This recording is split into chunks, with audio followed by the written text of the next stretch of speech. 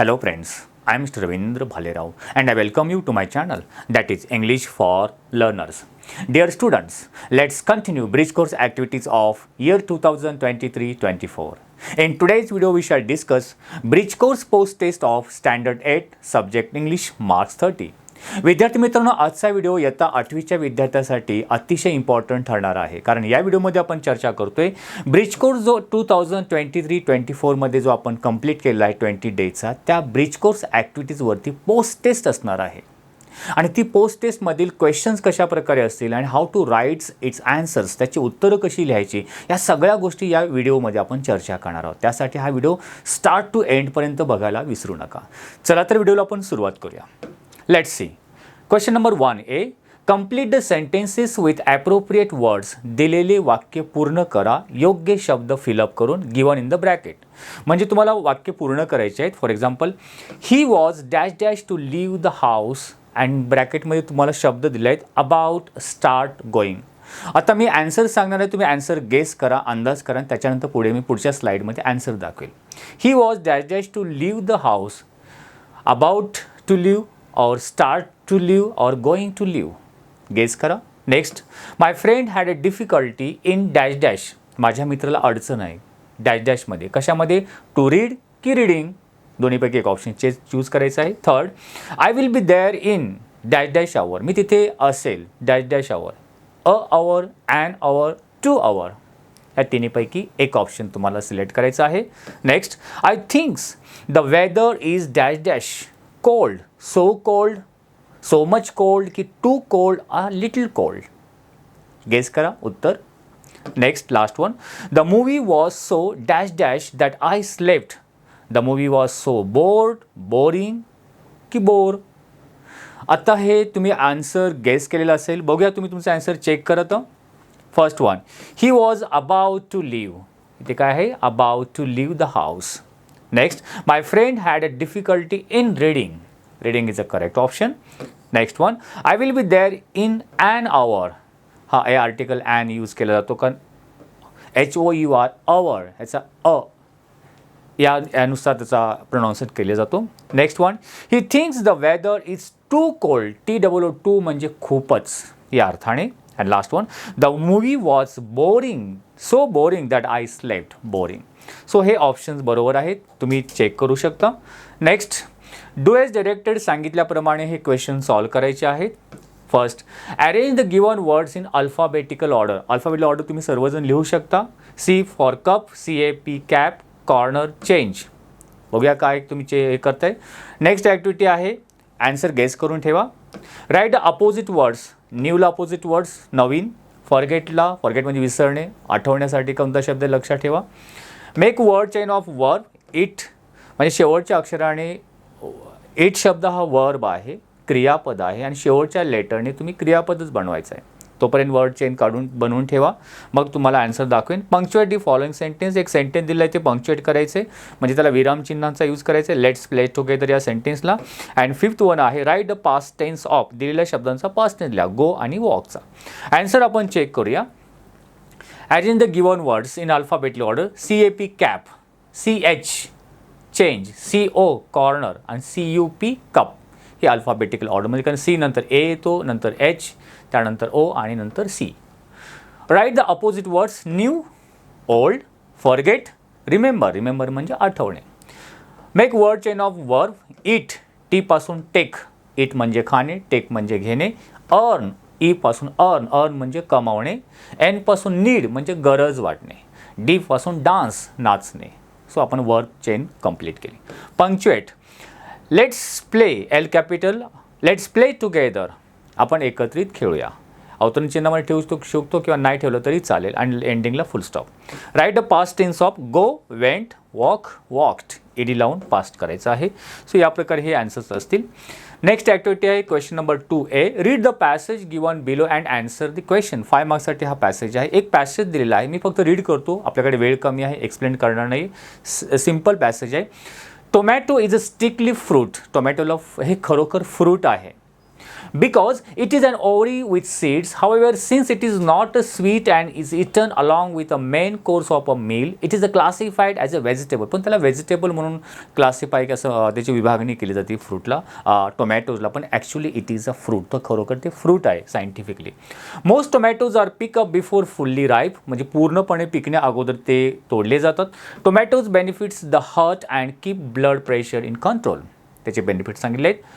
Tomato is grown from the seeds of other tomatoes. Tomatoes need plenty of warm sunshine but not more than 35 degrees. The soil has to be rich in organic matter and should have sufficient calcium.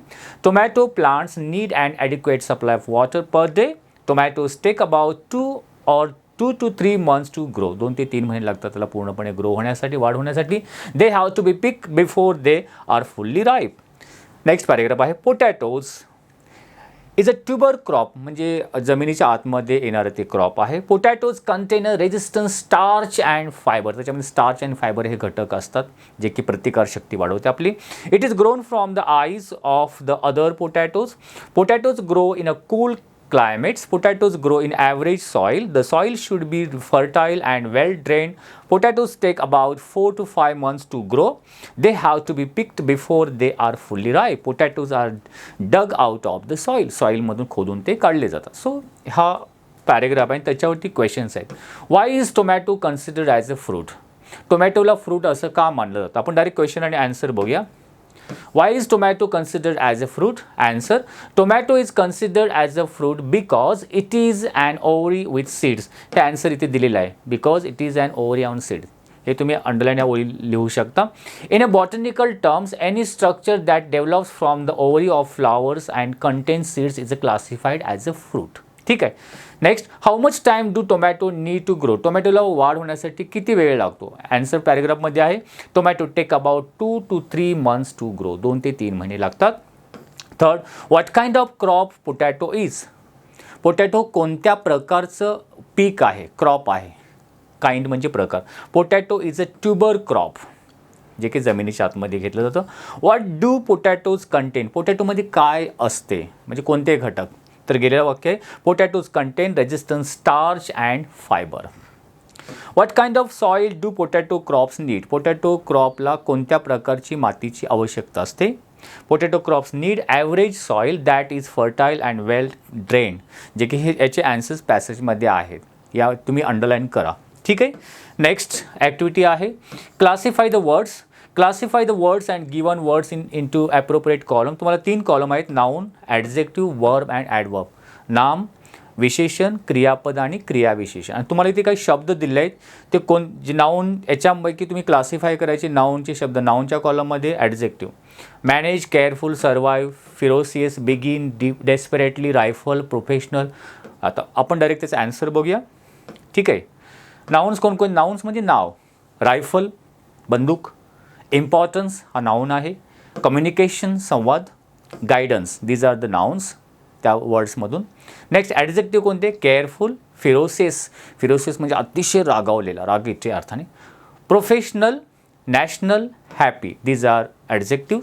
Verb कोणतं आहे? Manage व्यवस्था करणे, survive begin सुरुवात, remember आठवणे, speak बोलणे, dedicate समर्पण. Adverb desperately, instantly, always, now and very. So या प्रकारे आपण त्याचे क्लासिफिकेशन म्हणजे विभागणी वेगवेगळ्या कॉलममध्ये करू शकतो. नेक्स्ट ॲक्टिव्हिटी आहे, read the given invitation card. एक इन्व्हिटेशन कार्ड दिलं आहे ते वाचा and answer the question given below. आणि या इन्व्हिटेशन कार्डवर जे क्वेश्चन दिले ते आन्सर करा. आपण ते इन्व्हिटेशन कार्ड तुम्हाला थोडं रीड करून दाखवतो. Mrs Vaishali and Mr Suhas request your gracious presence on wedding ceremony of their son. Mrs Vaishali आणि मिस्टर सुहासच्या मुलाचं वेडिंग सेरेमनी आहे, लग्न समारंभ आहे, त्यासाठी तुम्हाला इन्व्हाइट केलं जात आहे. Mohit and Anjali, daughter of Mr and Mrs Balaji Kumar, on 14th May 2023 हे वेडिंग सेरेमनी आहे. Sunday at 5 PM. कुठे आहे? In the evening at Arya Gayatri lawns, Mangalvedha. Reception to follow.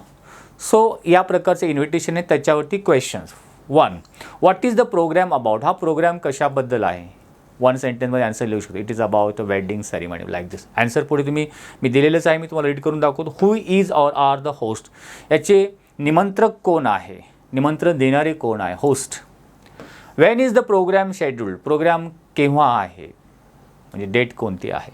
What is the time of this program. किती वाजता प्रोग्राम चालू होणार आहे. And where is the program. Program कोणत्या ठिकाणी, ॲड्रेस काय आहे. आन्सर आपण इथे बघू शकता. What is the program about. The programme is a wedding ceremony of their son who is marrying the daughter of Mr and Mrs Balaji Kumar. Who is or who are the host. The host of the wedding ceremony are Mrs Vaishali and Mr Suhas. ते निमंत्रक आहेत. When is the program scheduled. किती तारखेला आहे. Program is scheduled for 14th May 2023 which falls on Sunday, जे को रविवारी येतो. What is the time of this programme. The time of the programme is 5 PM in the evening. And where is the programme held. The programme is held at Arya Gayatri lawns in Mangalwedha. So in this way you can write answers. अशा प्रकारे तुम्ही उत्तर लिहू शकता. Next, make acrostic of given words any one. 3 दिले, तिन्हीपैकी कशा एकाचं ॲक्रोस्टिक तयार करायचे. प्रत्येक लेटरपासून तुम्ही ते वर्ड्स किंवा सेंटेन्स बनवू शकता. Friend, mother, English. आपण आन्सर बघूया. Friend, F for faithful and true, विश्वासू आणि खरा. R for reliable and kind. Reliable म्हणजे विश्वासू या अर्थाने होऊ शकतो आणि दयाळू. इनसेपरेबल, अविभाज्य, कधी दूर न जाणारा. ई फॉर एनकरेजिंग, नेहमी प्रोत्साहन देणारा. नेवर फेलिंग, कधी अपयशी न ठरणारा. डिवोटेड, समर्पित असलेला. सो आपण प्रत्येक अक्षराचा आपण ॲक्रॉस्टिक या प्रकारे तयार करू शकतो. Mother, M for maternal love, म्हणजे मातृत्व प्रेम आहे याच्यामध्ये. O for on your side. T, ते नेहमी तुमच्या साईडनी असते. टी फॉर टीचर आहे. H for heart warming. Then E for endless care and R for radiant love.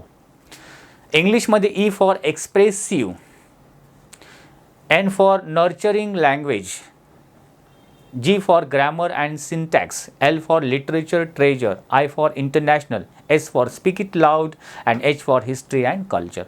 So हे आपण ॲक्रॉस्टिकचे तयार करतो. तुम्ही तुमच्या परीने वेगळे सुद्धा तयार करू शकता. ठीक आहे. तर मित्रांनो, अशा प्रकारे ही आज आपण इयत्ता 8वीच्या पोस्ट टेस्टवरती आपण डिस्कशन केलेले आहेत. आय होप तुम्हाला हा व्हिडिओ आवडला असेल तर लाईक आणि शेअर करायला विसरू नका. याची उत्तरासहितची जी PDF आहे मी डिस्क्रिप्शन बॉक्समध्ये त्याची लिंक देईल, तिथे जाऊन तुम्ही चेकआउट करू शकता. नेक्स्ट व्हिडिओमध्ये अशाच प्रकारे 8, 9, 10 बेसवरती आपण इंग्लिश रिलेटेड सर्व प्रकारचे व्हिडिओज आपण तयार करतो. तुम्हाला कोणत्या प्रकारचा व्हिडिओ हवा आहे तुम्ही कमेंट बॉक्समध्ये लिहून मला कळवू शकता. तोपर्यंत wish you good day, take care, thank you very much.